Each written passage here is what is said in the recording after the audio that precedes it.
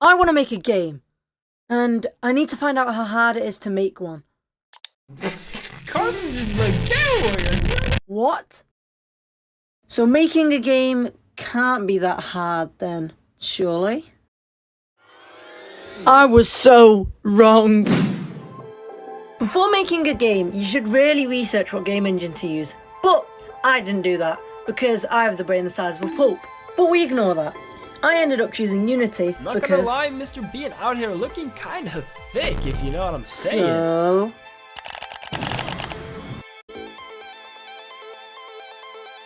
Whilst Unity was being downloaded, I realised I need an actual idea for what my game would be. To start off, I drew a cat and its placeholder texture. Yeah, it's ugly, but like everyone says, just be lazy if you can't be bothered yet. Yeah, everyone, including your mum. Ha, got him. That was cringe. Anyway, I continued on with this, and the idea was to have a cat that is always moving forward, and if it stops, the player loses. The cat would be able to speed up, as well as being slowed down if it hits anything. It'd be like a 2D Subway Surfers. The cat could even be on a skateboard! Although, I may have been a bit overconfident with this idea, as for some reason, I went into Unity thinking I was the big man, the cool dude, the Sigma. I even made a bean. But in reality, none of that was true. I knew nothing about game development, and I got shown this when I accidentally turned on light mode.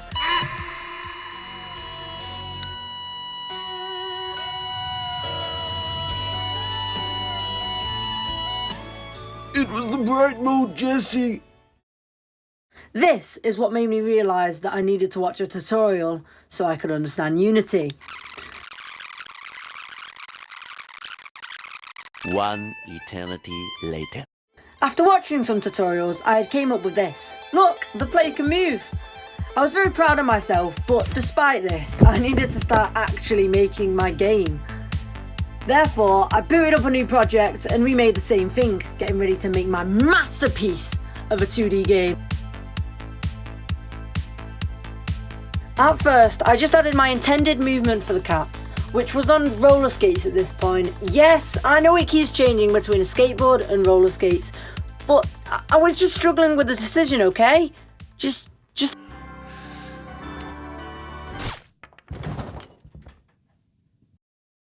So now that's out of the way, I began to design the game as well as adding obstacles for the cat to dodge. It went through a few redesigns, but I eventually got it to somewhere I liked it. The obstacles are pretty self-explanatory. Mud gets you stuck, making you lose, whilst the other two, a fence and a bin, slow you down if you hit them. Although this had taken me 3 weeks. 3 whole weeks. I could have played so much Minecraft in them 3 weeks.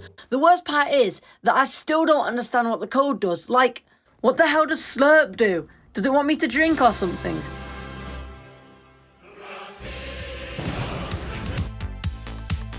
After the slurp incident, I didn't know that code had hidden meanings.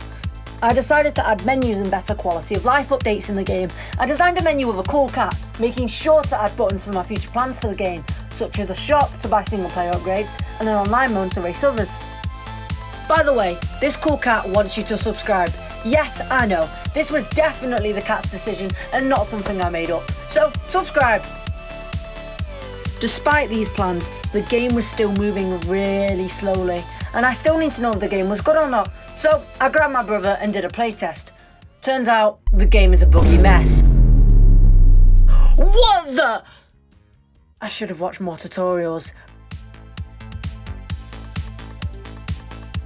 Because of this realisation, I redesigned the whole movement system whilst watching tutorials and created it around the newly added upgrades.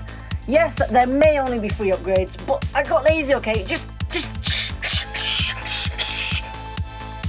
I'll add the others later. The upgrades added are quite simple. Slow motion, extra jumps, and a score multiplier. On the topic of a score multiplier, I added a high score so you can prove your dominance to someone with a lower score than you. Ha! You suck! To add more depth to the score, I then created a sewers where you can get a 3 times multiplier on your score, so you can further prove your dominance. Quack! But there is also something to hide from in the sewers. It's the guy from Fortnite! During my own playtest of the game, I realised it is kind of bland without any music or sound effects. You know, you're just playing and it's quiet, other than you can hear the fly on the other side of the room.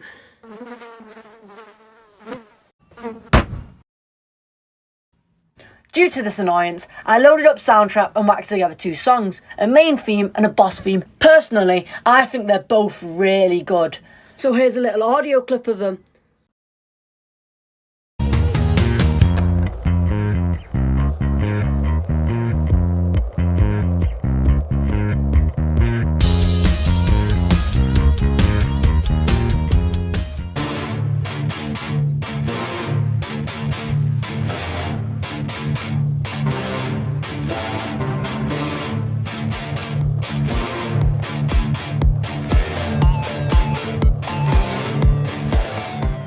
They also create quite a good atmosphere for the game. After this edition, I can finally say the end was in sight for the game. Yes, it took 4 months, but it is in sight. With this, I needed to actually test if the game is fun. Therefore, I got a couple of my friends to play the game. Turns out, it's pretty good. And with this news, the video's over, but I don't have any other videos for you, so if you enjoyed it, leave a like maybe, and there might be another one out next month.